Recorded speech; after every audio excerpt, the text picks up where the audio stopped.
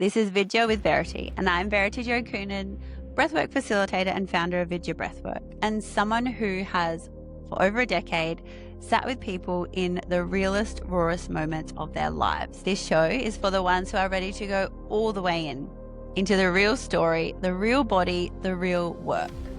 Raw conversations, honest truth, and the tools that actually create change. Let's go. Welcome back to Vidya with Verity. It is so good to be back behind the mic. We will start with a breath. You know this is the jam. Close your eyes or soft if you're on your walk and take a big inhale into the belly. Pull it all the way up to your shoulders. Roll them back as you exhale slowly through your mouth. Beautiful. Welcome. This episode is a little bit of a recap of what's been happening the past couple of months and also what my clients are saying at this time of year.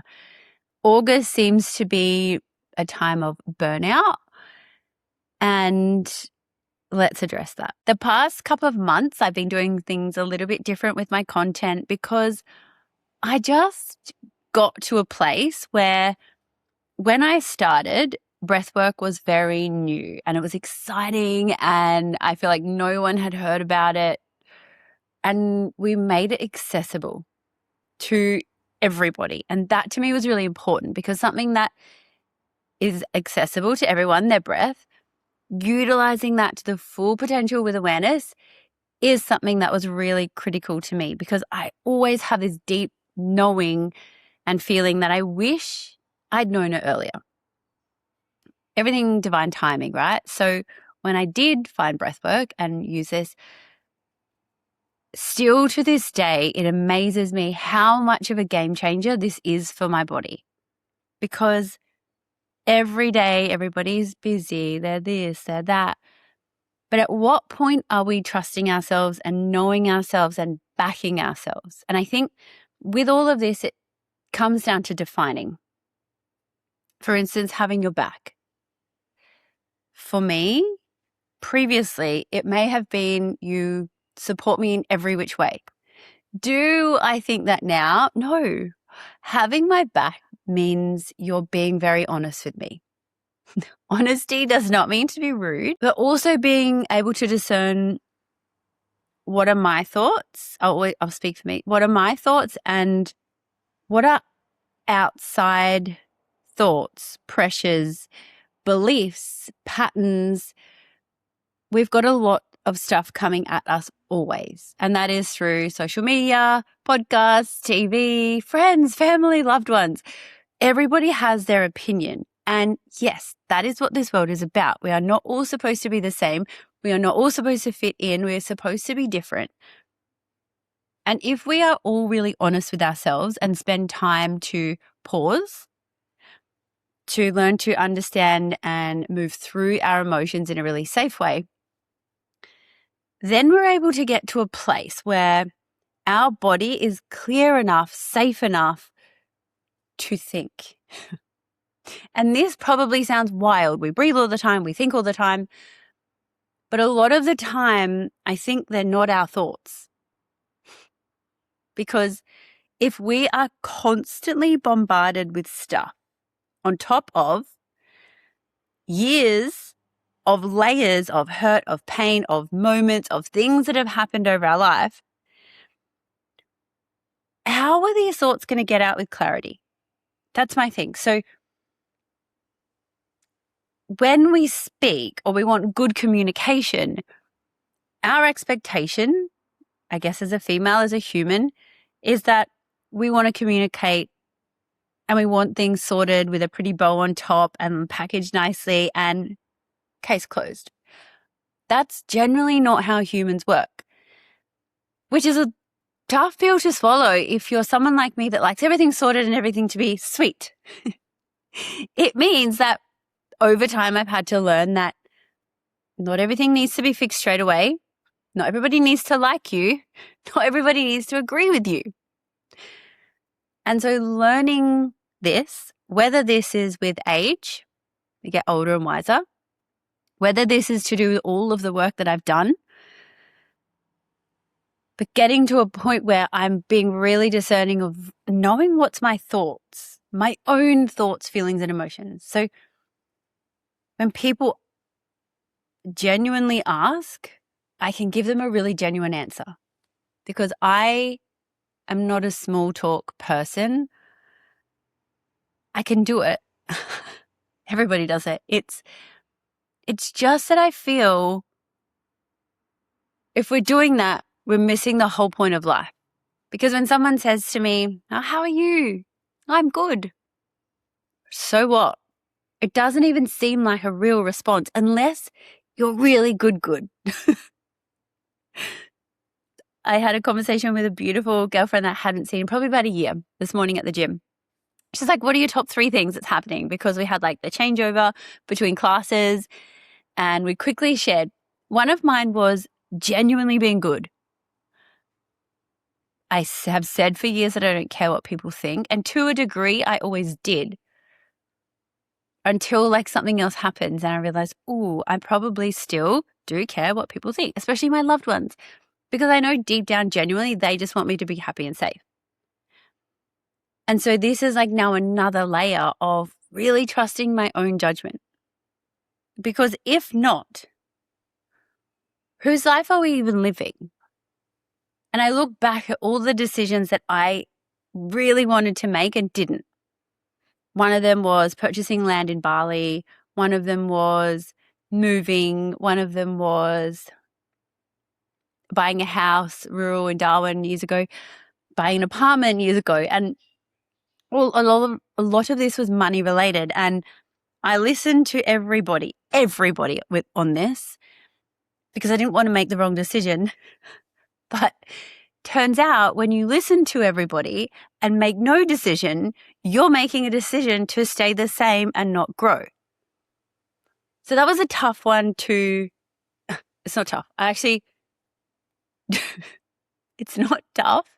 It's that it's just another lesson.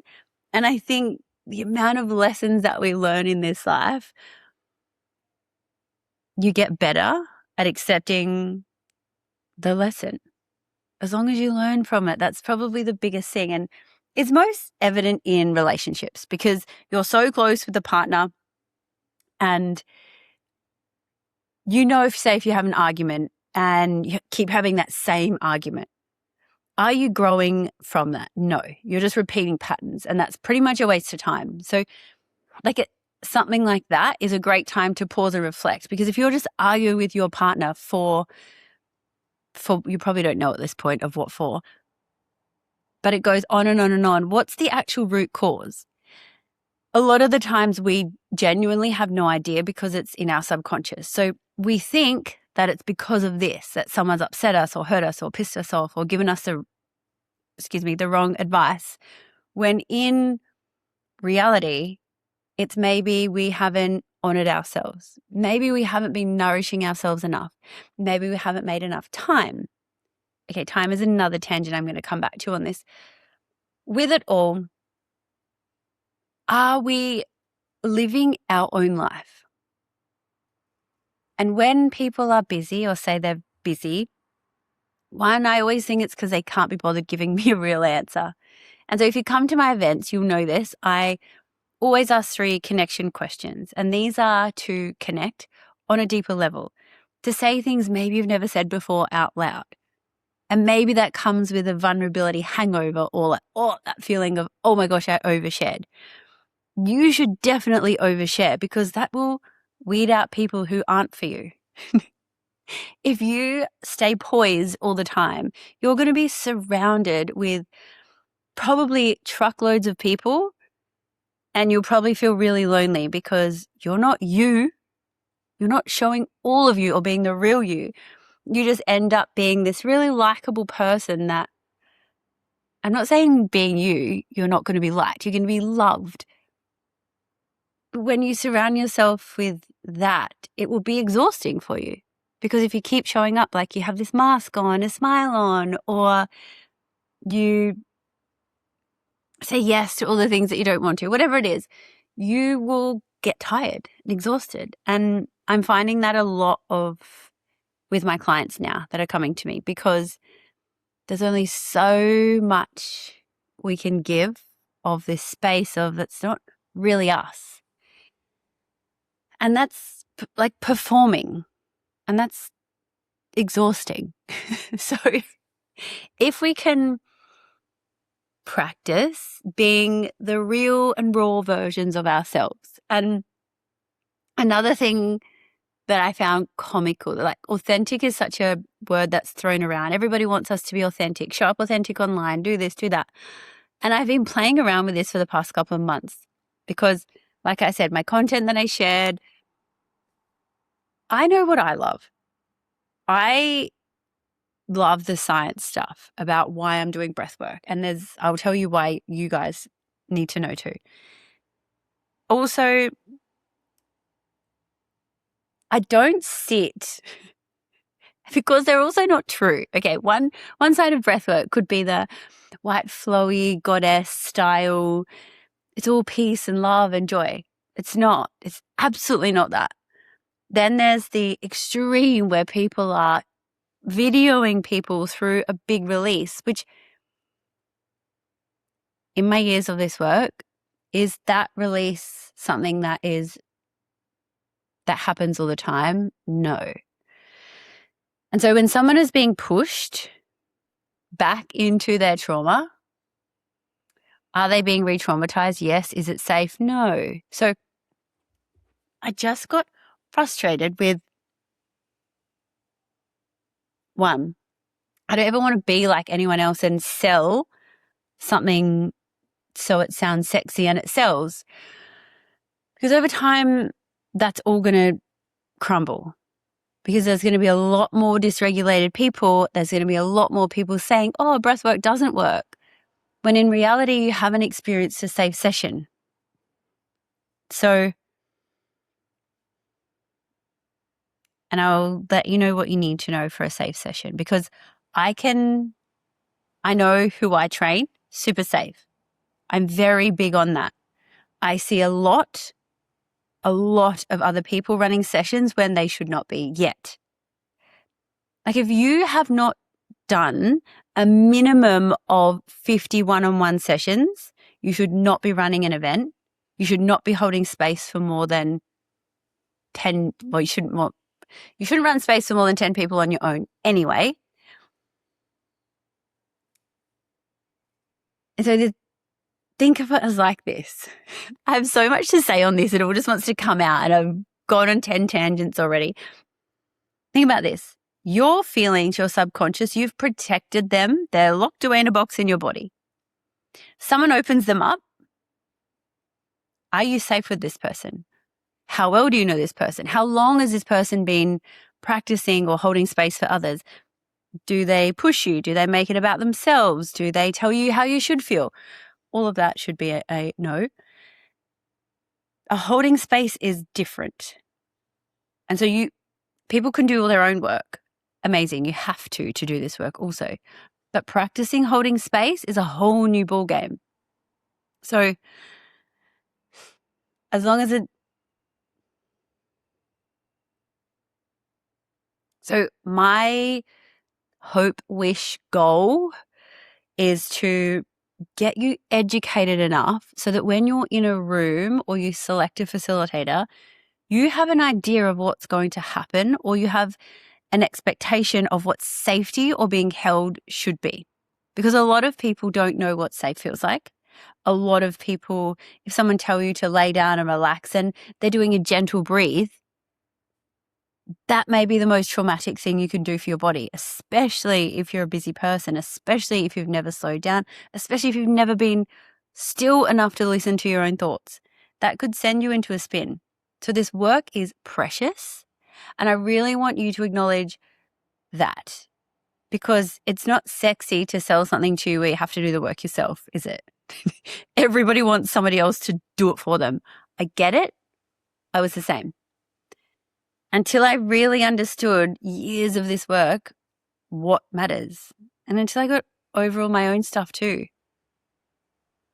So be very discerning, keep listening, because this will educate you on what you need to know when you show up to a session and how to protect your body, how to integrate afterwards. Because think about this, you create so much space in your body. Healing can be done in an instant. If you don't have integration tools, if you don't have a proper practice and you continue to do that, it'll all just come straight back in. And so I hope that when you're stepping into this world, because I think every single person should do this work, because it's one promise I can make. On the other side of the work, you'll feel amazing. As you go into this work, it probably gets messy and it's like this, but it also can be fun. But if you stay here and you're not supported properly, that's not fun. You need to get down. And that's where the fun begins. When you open the book of healing and allowing yourself to step into this world, there's no going back. And that is the best part. Although there may be one or two moments where you're like, take me back to when I was ignorant and life was blissful. But there's no going back, and you'll know why when you get here. The thing about being authentic, this word, okay, you want a facilitator to be authentic with you, right? Because I'm going to tell you that when you come into a breathwork session, it's up to you how deep you go. And so this work requires you to know what authentic looks like when it comes to marketing and saying yes to something that is so critical as getting to know yourself. Our bodies are so wise. And if you allow so many things into your world that you don't really know what they are, it can get tricky for your body. So I really urge you to take the time to get to know your body, which means being discerning, which means being real with yourself. And that means real with yourself, because if you're authentic to the world, okay, I heard this the other day. Imagine your surgeon telling you authentically what's about to happen. Hey, how are you? We're about to send you in. Had a couple of wines last night. Have a bit of a headache. I've done this procedure many times before, but feeling a bit rough today, but we'll be good. Don't worry. Sometimes there's human error. Sometimes things go wrong, but I'm sure you'll be good. Compared to, hey, I've done this procedure 1,000 times. Your body's going to be safe. We'll see you on the other side. It will be a quick and easy process. I know which one I want to hear before I go under. So you want real, you want authentic, but you need to be very discerning of who you allow into your world.